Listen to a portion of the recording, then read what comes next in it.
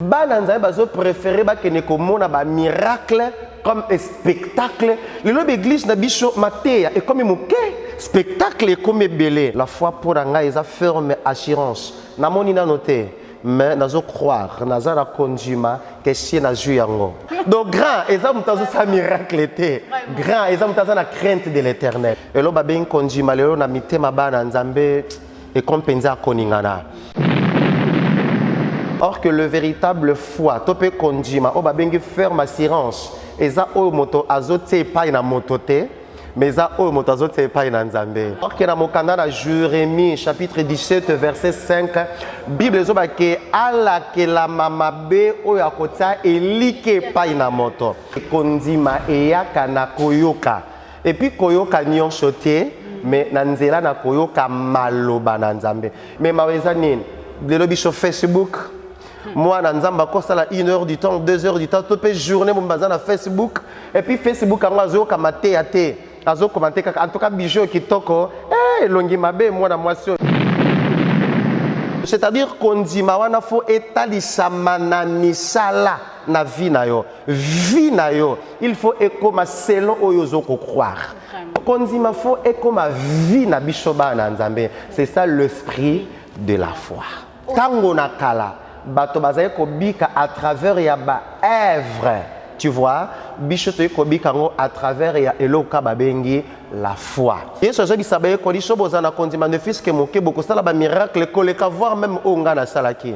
Mais pourquoi église lelo ezobika ba promesse ya nzambe te? Qui kondime kozala te?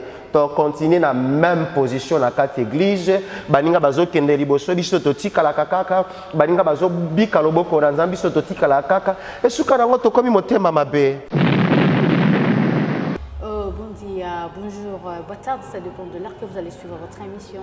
C'est toujours moi, votre humble servante, Palmira, autrement dit la Madone. Je suis toujours là devant vous pour vous présenter une très belle émission que vous aimez tant. Oui, portez la cabine souris Nabandok, le Bino Bossepila Kanango Makasi. C'est une émission chrétienne qui nous aide à connaître et à approfondir la parole de l'Éternel. Notre but, l'émission c'est pour aider et pour édifier le peuple de Dieu, s'approcher toujours la présence ensemble. Comme l'habitude n'est que ça là, tout ça un sujet très important, auto partage avec l'invité, auto zalakanaye, très spécial pour nous, très important pour nous, pour nos téléspectateurs. Maintenant, c'est le moment. Avant que nous recevoir invité Nanga, on a bombina, on a très spécial pour nous. Là, je vous invite tous à aller vous abonner sur notre chaîne YouTube, Pasteur Jafet Djatilo TV. Allez vous abonner massivement, parce que vous ne serez jamais déçus. Sans plus tarder, là, je vais recevoir maintenant mon invité, très spécial pour nous. Nous allons découvrir nous tous ensemble. Bonjour, papa. Bonjour, ma fille Palmira, ça va? Oui, ça va très bien. Merci. Vous allez très bien. Non, par la grâce, nous avons besoin de la bicho, vraiment qui m'est allé. Et ça, vraiment encore une bénédiction pour nous de vous recevoir encore sur notre plateau. Amen. La Kata chaîne bicho, vraiment. Amen. Que Dieu vous bénisse et pour répondre. Et puis, il y a ma présence dans le Katia, plateau na bicho, na sepeli papa makasi. Comment vous allez maintenant? Ok, bicho peto sepeli, nous avons azo batela. Avant tout, na sepeli na pesa pe mbote, à part à moi nanga Palmira, et bien qu'on est là toujours ensemble. Invitation à Binonion, ce pour la biche Zangolu. Alors nous avons profité de pesa Mama Elige mbote, ou yanga mopandi, na sepeli la penza te que na keka na pesa mbote te. Vraiment eli kolona nion, sur la pamboli nzambe pour nous permettre bicho moko na lelo et toujours apprendre kolobana par na e. Vraiment. Papa, comme l'habitude de tout ça, quand on a maman dans les solos, parce que il y a des gens qui se posent des questions. Il y a des gens qui habitent comment qui sont sortis dans les cambons. Peut-être que on a ignorance, il y a d'autres choses. Mais maman dans les cambons, tout ça, on partage maintenant, ils assurent la foi. On peut dire seulement que nous avons la foi. C'est quoi la foi? Maintenant, on peut savoir, papa, si tu pouvais nous expliquer c'est quoi la foi. Vraiment, merci. Mutuna Moko Kitoko. Dernièrement, toujours le Belango Penza Mouké par rapport à Nabicho Basali Nanzambe. Tant que tu la conduite, tu peux la foi en français, tu peux la ferme assurance. Ferme assurance, c'est selon Mokanda Hébreu, chapitre 11, verset 1. Alors, la foi, c'est une ferme assurance. Il y a ma cambo moto. Donc, tu vois, tonga nazana posa quelque chose premièrement nana posa mabota nana posa yelibala donc c'est-à-dire la foi pour nga eza ferme assurance namoni na noté mais nazo croire nazara konjima que si na ju yango OK et tant que la konjima tant que ferme assurance non à motonio surtout pe na elokonions mais foi comme ferme assurance et pas inanzambe et eloko epesa nga pas lelo na etonga na biso surtout biso ba chrétien tant que ba na nzambe elo ba ben konjima lelo na mitema ba na nzambe et compensa koningana ezana ba na nzambe azokende église asambelaka ateyaka mais elo ba bengi la foi comme ferme assurance ezali chuchoter de c'est-à-dire quelque part na lo ba ke konjima ba na nzambe belé comme bouger déstabiliser na sambelaka nazo senga nzambe nana konjima mais assurance ezate nayaka epa ya pasteur Jafet ko sambela mais na croire te que kuna na kokobika eloko nanango besoin alors faudra que pas pasteur Philippe il faudra que encore et pas pasteur Alphonse il faudra que de c'est-à-dire ba na nzambe to komi ko tâtonner tu vois de lelo to fandishi beaucoup plus konzima non et pas inanzambe mais pas inabato or que le véritable foi to pe konzima o ba bengi ferme assurance eza o moto azote pas ina motote mais eza o moto azote pas inanzambe j'espère que na sauté mituna na yote donc c'est ça alors naza ko continuer problème eza nini to bi besoin biso que la foi c'est une ferme assurance mais assurance c'est pas nani. Est-ce que le problème est ma cage? Parce que les lots, quand dit mes bébés un peu, d'autres un peu, mais quand dit mes bébés, n'a qu'une église, mais quand dit ma que pasteur Soki a lobby nabi kanabosani keza nanguya moko ya kombo na Yesu Mashia. Yango zomo na loba na Nzambe azan église A et shimbita ken église B parce que tout ça est lié pas inabato quand dit mais comme ils sont fermetés. Tu vois, or que dans mon canal Jérémie chapitre 17 verset 5, Bible zoba que ala que la mama be o yakota elike pa ina moto. Or que konjima o babengi e vandi chami na moto tika so elikate. C'est-à-dire au croire nebi que moto na nezoya na vandi sango beaucoup plus tango koma wana. Alors conseil par rapport à moto na oyo. Tant que foi c'est une ferme assurance bien aimé et pas in Nzambe parce que tant qu'on dit ma et fandichami et pas in abato et ça se ferme assurance était échec malédiction des joakara nasuka donc en fait c'est ça. Ok. Gloire à Dieu. Dans ce moment, notre papa le trouve très clair de nous faire comprendre.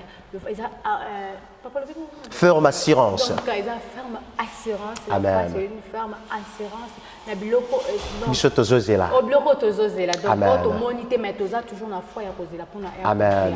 Amen. Donc, papa, deuxième question, Nanga. Quelle est la source de la foi? Ok, source de la foi. Maman parle Mira Nzamba Pambolayo parce que ezami tuna o wa pezotali sape bokoli et puis ezoko kendi ko permettre édification à faveur à bana Nzambe. Source de la foi, parole de Dieu. Bible ezolo barabicho ete kondima eyaka na koyoka. Et puis koyoka nyonso te mais nanzela na koyoka maloba na Nzambe. Yango foko keba nini oyo yokaka. Nani oyo yokaka. Wapi yo kelaka source nini ozoyoka eza tellement nécessaire parce que kondima na biso yaka na obisho tojoka obi shokoka matongi mingi ondimela matongi wana so zoka ba mauvaise information bana kondima ba mauvaise information et tant ozondima mauvaise information comme désorienté alors kondima wapi ba bengi otoke kopesa comme définition ferme assurance et akana nzela koyoka maloba na Nzambe. Tango tozo kamaloba na Nzambe, nde tozo vanisa assurance na biso et pas na Nzambe. Et toujours conseil, chaque motuna Nzamba zo inspiré biso attaque ne fait que commentaire. Bien aimé, to komi na temps o bana na Nzambe to lingi lisusu ko kamaloba na Nzambe te.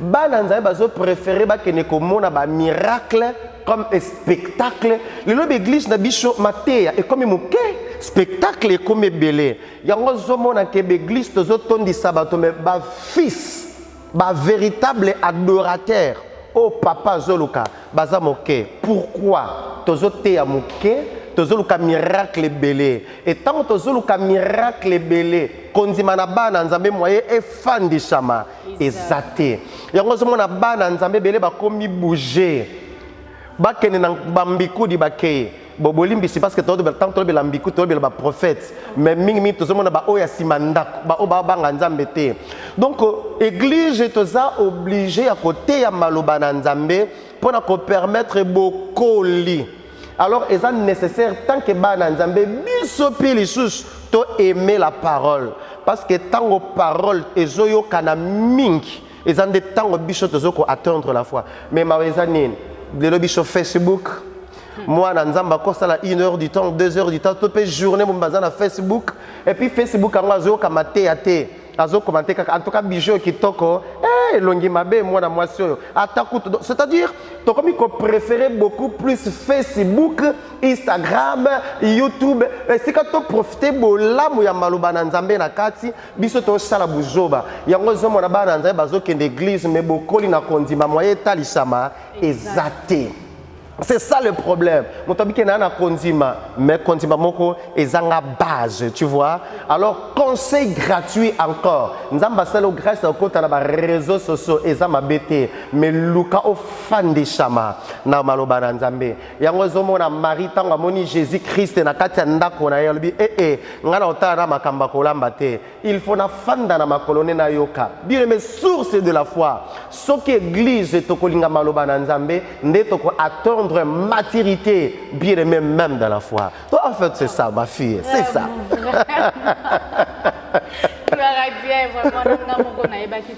Amen. C'est quoi la foi? Quelle est la source de la foi? Je vite comprendre parce que dans place je n'arrive plus, mais à travers cette émission, je vite compris que source il y a foi et puis c'est quoi la foi? Amen. Donc toujours continuer toujours nos missions la biso. Papa n'a posé troisième question. Troisième question la biso que ce que l'esprit de la foi? Ok, gloire au Seigneur. Oh là là, mutuna moko kitoko makas.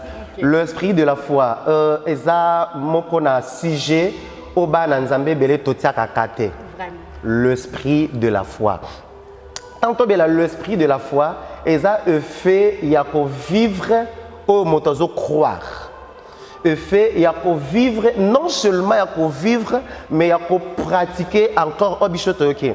Apôtre Paul azolo bango je crois dans mon canal à 2 Corinthiens chapitre 4 verset 13. Alors bi oyo biso toyoki oyo ngai na croire yango na ke kolobela oyo pe bino bo croire.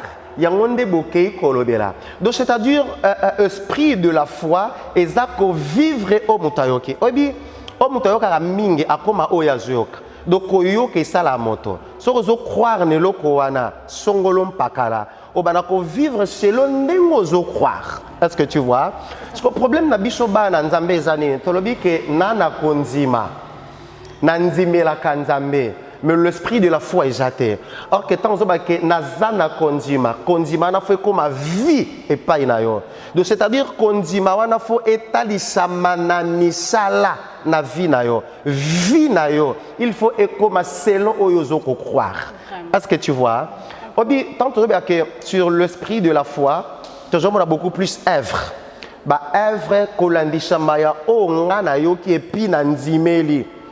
Bien mais ezala penza malamu te oyo kakamaloba na nzambe ote ya kamaloba na nzambe mais l'esprit de la foi konzimo ozondima bato ba mona ngote doto yo kakayo meto vivre te tozo mona te oyo lobaka.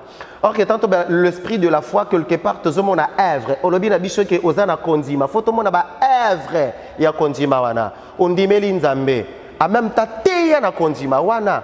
Mokile mona que en réalité l'esprit de la foi est avec toi. Et tant que molimo ya kondimeza katina yo et que ça la ke ba moninga lisusu ba ndeko mosusu ba croire ndenge yo croire.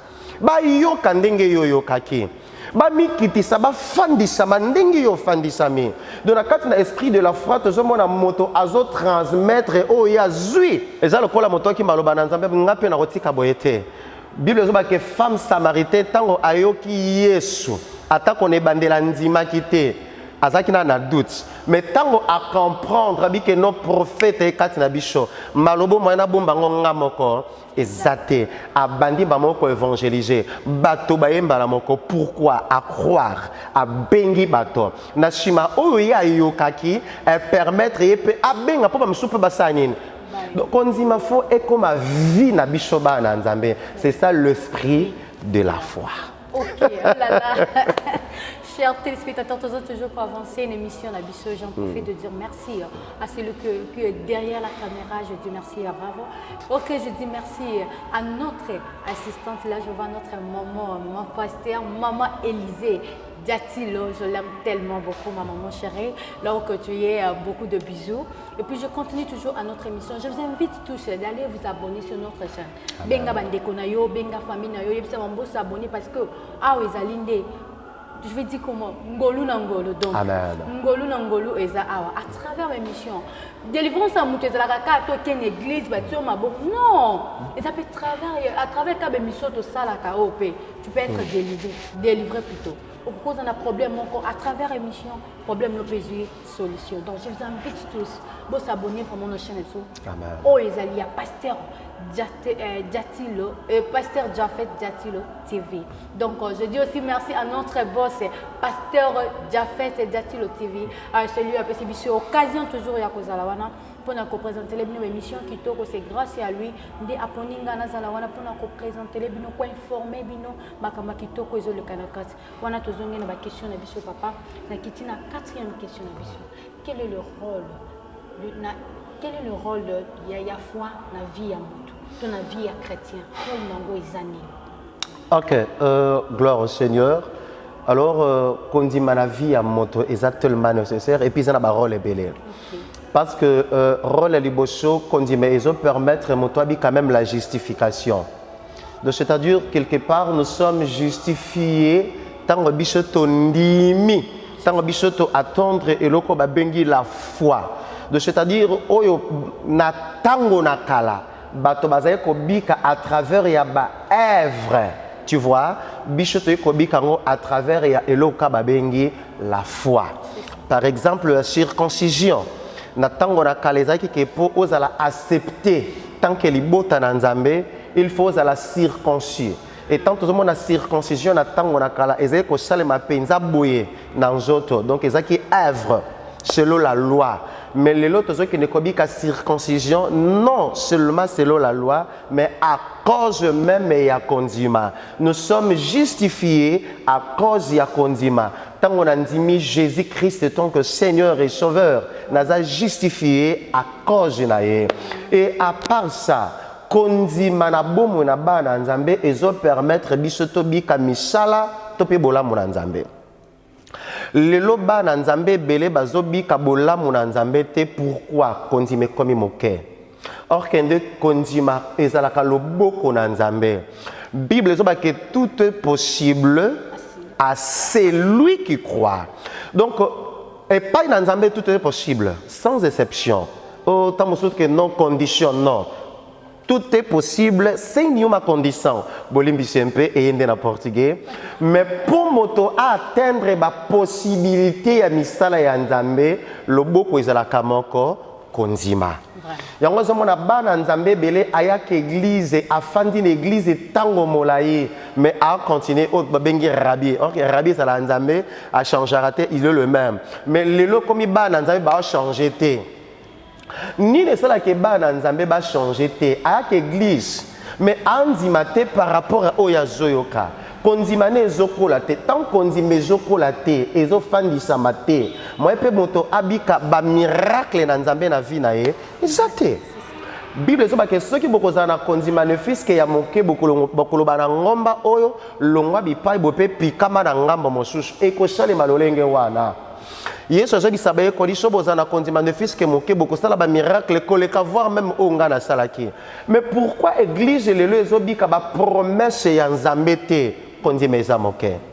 Tu vois? Et tant qu'on dit ma eza moke, moi église je tope ba na nzambe to bénéficier na bolamu na nzambe na bo moy na biso ezate. Lelo eza na bato bazobisa bazolo ba entre bango na bango, nzambe bazolo kuta, ba pasteur bazalo kuta. Bien aimé, pasteur aza instrument o nzambe azoko utiliser. Bible zoba que même Jésus-Christ na kati ya mboka na ye. Ok, donc c'est-à-dire, et si Kabotamaki, à cela qui miracle belleté, tu sais pourquoi? Parce que Bonzi, mais cela qui moque, Baboneka fils de charpentier, fils de Marie, à cela Kabakiti, alors il y a cela qui est belleté, pour baser condimélité. Ce qui te condimé l'anzambete, tu peux ce qui bondime bicho et cocolate, ça passe. Parce que rôle ya condima, et ça permettre de payer ça kobi kamisala n'anzambe, katina bicho. Ce qui condime kozalate.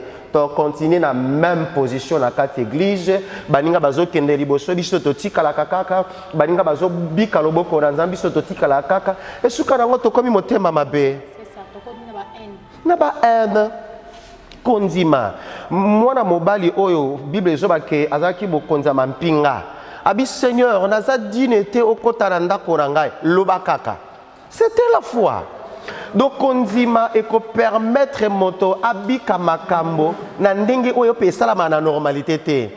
Kondima ezo sala ke moto abika makambo c'est-à-dire ba surnaturel ya nzambe. Moi ça a un problème à perte à 100 pendant 12 ans.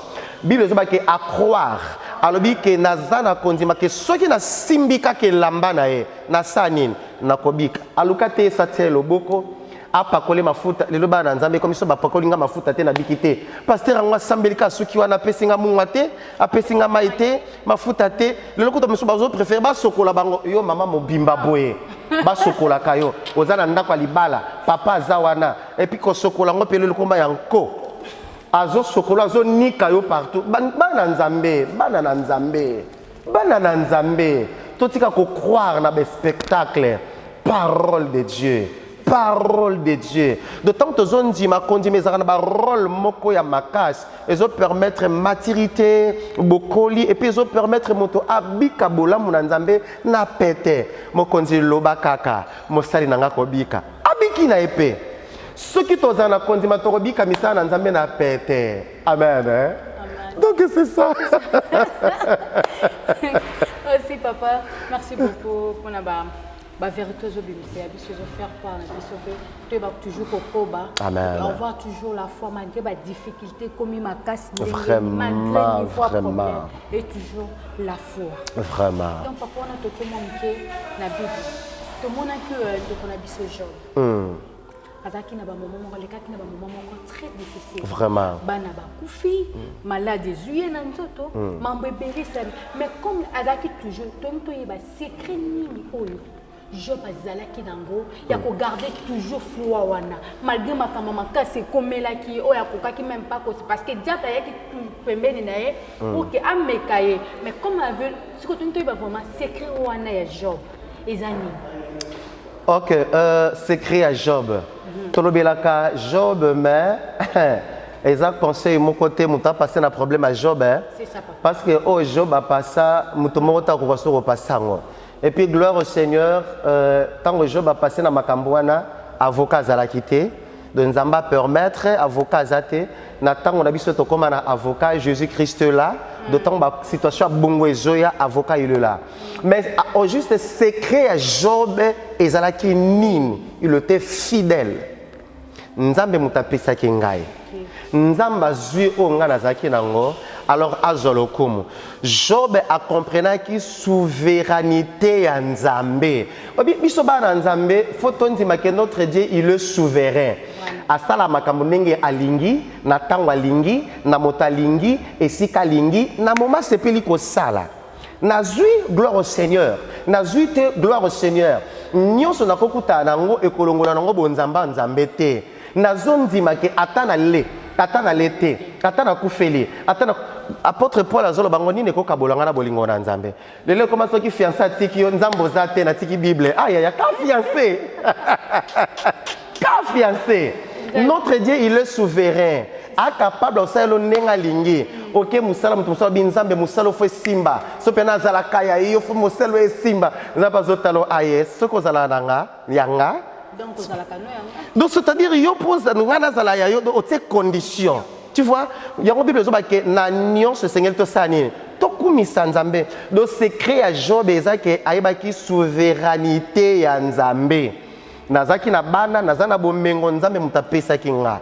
Lelo nazana ngote azolo kumu parce que yenda permettre yango. C'est ça la foi. D'autant que la souveraineté, la fidélité, nous sommes liés à la foi. Donc le mot de changer. Mais apôtre Paul a dit que le bangoni ne peut pas bolanga Nzambe. Liwa Kozanga, est-ce que Nzala? Ah, si je vis, ce n'est pas moi qui vis, mais c'est Christ qui vit à moi. C'est tout. Ce qui m'a permis de comprendre déjà ma kamboana.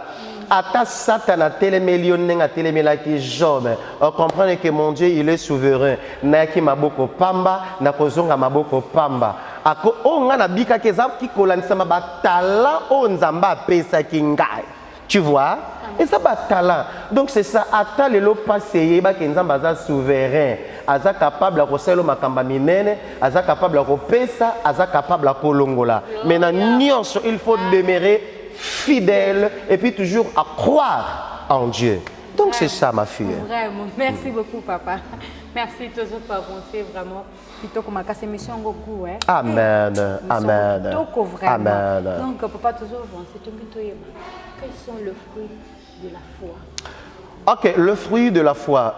Tolobi que konzima eza ferme assurance. Tant que konzima tout ça on a croire. Et l'eau quoi liboso tant moto andimeli nzambe mentalité ne change aka.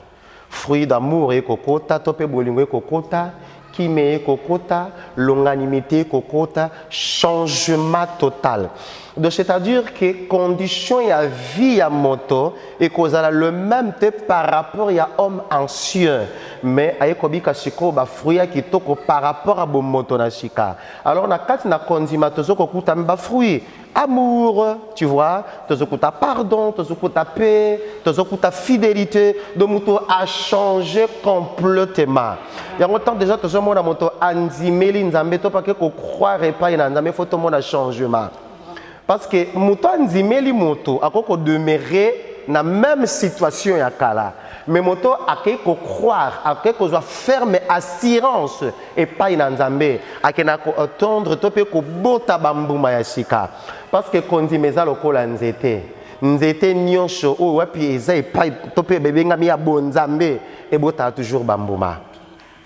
Bible so bango bien ngara za nzete bino boza be étape oya ko bota mbuma te to ko kata yango, tu vois?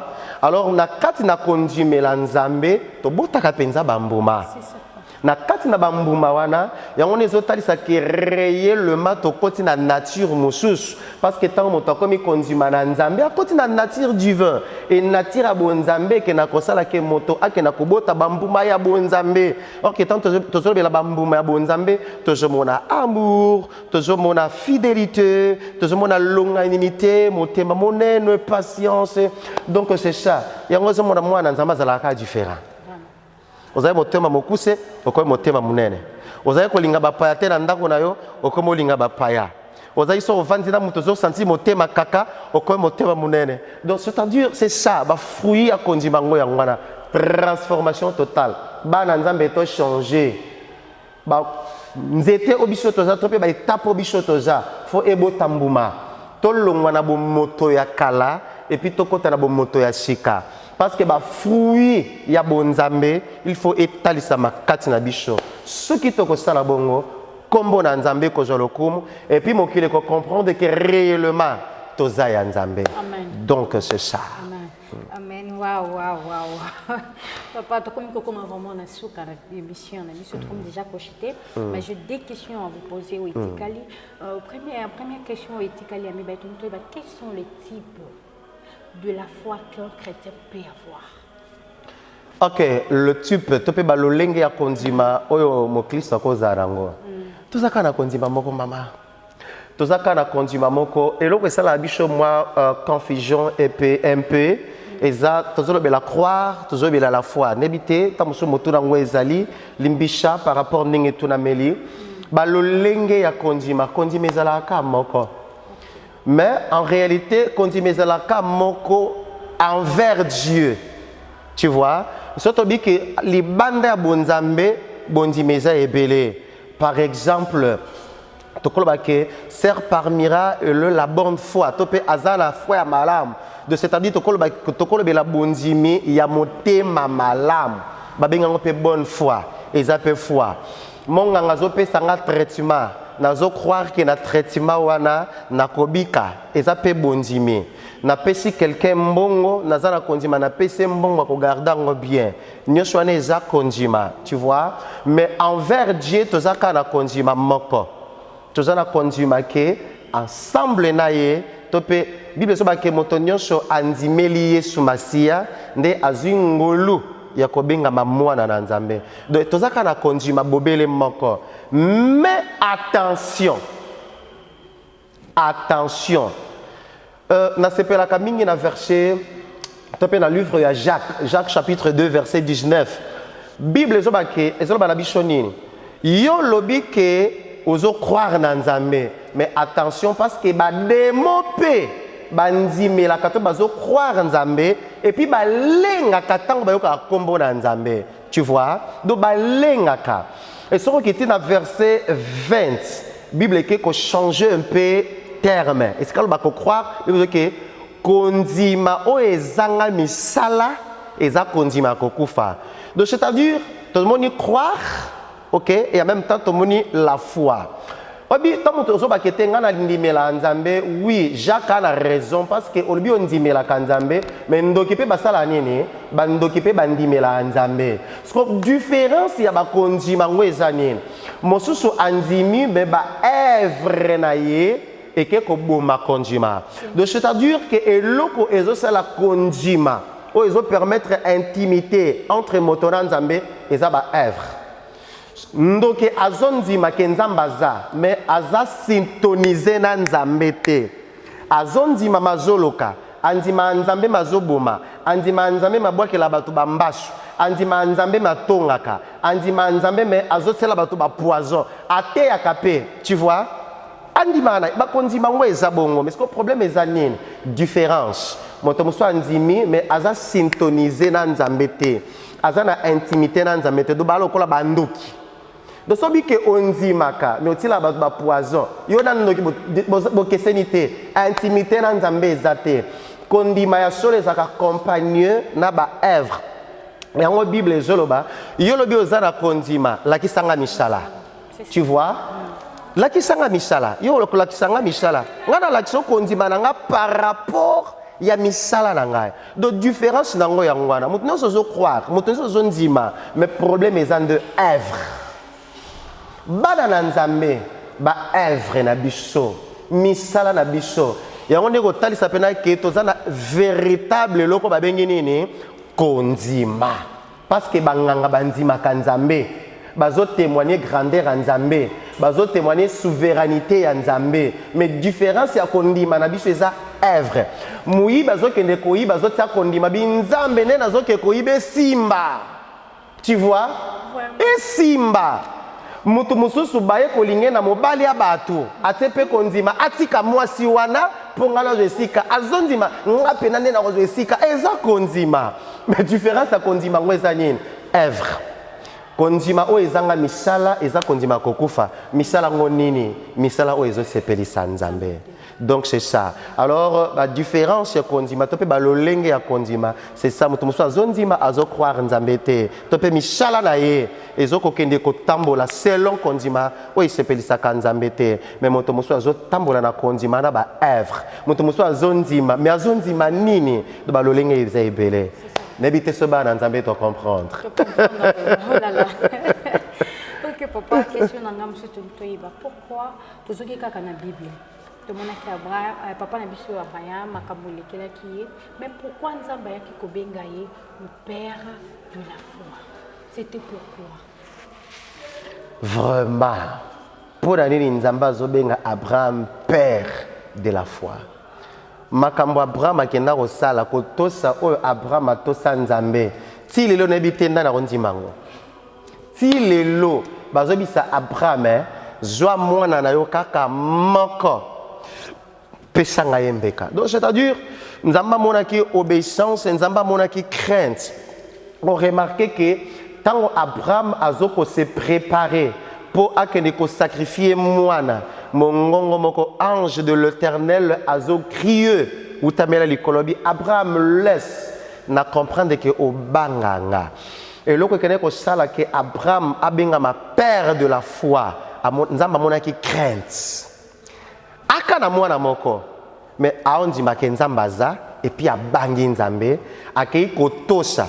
Donc, on doit comprendre que quelque part, grandeur et Abraham est autant qu'il a crainte par rapport à Kondima, à Banga Kinzambe. Alors, le lobo Bangi Nzambe Kobiboé, Mouké, à prophète, à Banga Nzambete, à mi bengi père de la nation, à Banga Nzambete, à Bengami pasteur, à jeune fille sur l'église, Yaye, à mon amour sa pembete, à mon amour sa chocolaté, à mon amour sa mouindoté, aux pasteur métal bagou belé. Ozada bolimbisi nazo critiquer ba pasteur te mais za ba réalité yango zo mona grand nani aza grand na makambo na nzambe nani aza grand eza mota mikitisi et puis abangi nzambe azo tambola lokola mwana ya moke ou aza toujours pene na makolo na papa na ye. Alors réponse na ngwana grandeur par rapport conduit pas Abraham et utina crainte abangi nzambe atali sarate akoloba akukabwana nga oboma libala atalite kera na mwana ka moko abangi nzambe crainte nzamba zo baki na moni penza ke obanga kanga abi je jure à moi-même nzambe na bonzambe ne agirer je jure à moi-même ah non basai na nzambe bana nzambe to banga nzambe so to banga nzambe Abraham kata aux titre wana biso pe na ba niveau na biso to comme pe ba grand donc grand eza mutazo sa miracle té grand eza mutazo na crainte de l'Éternel. Chers téléspectateurs, tu as vraiment la souka. L'émission mon question non mon question dans la na bossa na papa. Qui sont les grands ennemis de la foi? OK. Et bien ça kabiso li banda ya konzima. OK, ba ennemi ya konzima baza ebele ya ebele. Na bandela wapi? Ba ennemi ya konzima baza ebele. Par exemple, ba message médiocre. Médiocrité ba message. Bande kwa David bazobisa David iyo na mwa moke na yo wana okende kobunda na Goliath mais okufat Bible ezoba ke David a se retiré soki okangana mingi na bato baza na ba pensée moko médiocre ba comme ba ennemi ya kondima na yo. Tu vois, médiocrité, manque à fidélité. Soko kozalaka fidélité pa ina nzambe obundisa kondima na yo. Baebisi Daniel muta sambela nzambe mosusu te a continuer ko sambela nzambe na ye fidélité soka tika kaka fidélité envers Dieu kondima pe ko yakate sali nini demeurer fidèle kima bato babengami ba médiocre tu vois nani oyo babengi na kombo ya nani ba mwana ya Jacob Bible ezoloba ke azozwa bandoto Joseph azozwa bandoto bande bazomona yo nani. Ok, kozala monene, koleka biso, o konza biso, même papa zo comprendre en ngote. Médiocrité, tinzamba longoli na katsa ba kima bato bakanisaka na médiocrité. Vraiment. Kima bato ba mona na médiocrité. Bien aimé, zala toujours fidèle envers Dieu. Ndé kondima na yo et ko demeurer positif et puis actif envers Dieu. Merci beaucoup, Papa Briader. Je te compte vraiment la émission. Amen. Merci vraiment la participation. Amen. Merci pour nos conseils au PCBISO. Merci à nous pour télévision. Nous sommes tous en plateau. Amen. Autres qui na ignorance et mais à partir il y a malobobimisi. Amen. Il y a tout ce que tu viens de nous dire. Amen. Tu as vraiment béni, vraiment béni. Que Dieu vous bénisse beaucoup, Papa. Amen. Le ministère n'a toujours été Amen. Gloire au Seigneur. Gloire au Seigneur. Tu as vraiment dans ce cas émission, chers téléspectateurs, papa, tu as comme dans ce cas, moi et ce cas, qui quoi intéressé, na ba téléspectateurs au bazolanda biso selon si je n'ai biso tozala kina. Bible ezolo bana biso moto azali konzima akosepelisa nzambe te. Eloko esepelisaka nzambe eza ba prière na yo te, eza mateya na biso te, eza ba offrande na biso kaka te, mais la foi. Sans la foi, ninguém pode agradar a Deus. Do kondima esepelisa nzambe. Nzamba osepela na Abraham pona kondima. Nzamba osepela na Anna. Nzamba osepela na ebela basali na ye à cause de la foi. Po nzamba osepela na biso to demeurer na la foi na kondima. Batela kondima na yo. Kima distraction. Ndene teni wana bolamu na nzambe ekozala na biso. Que Dieu vous bénisse abondamment au nom de Jésus-Christ. Merci. Chers téléspectateurs, on est vraiment arrivé à la fin de notre émission. Comme je dis toujours au début, notre émission, les émissions mon chrétien ont aidé à caper et sungakaba oh nyos bazali banda na nzambe ba s'approcher vraiment dans la parole de l'Éternel. Là je dis merci na moto anzima qui sont sika kitoko oh wana na moni Bokungu espace Bokungu, merci na yo boss le boss Bokungu, et puis je dis encore merci na boss Rifa Ubabi Molongani à Nana Ubambi depuis France. Je dis encore merci na Charmi d'or Katula, fille de longues jambes, moi aussi à Pemba Tongo. Et puis je dis merci à celui que j'aime tellement, Arlette Bravo, qualité anniversaire nous avons 4 salons donc Zalandi sur moment. Na Christ ne na bonzambe siko na kata bonzambe. Je te dis merci, je dis merci beaucoup à tous les téléspectateurs.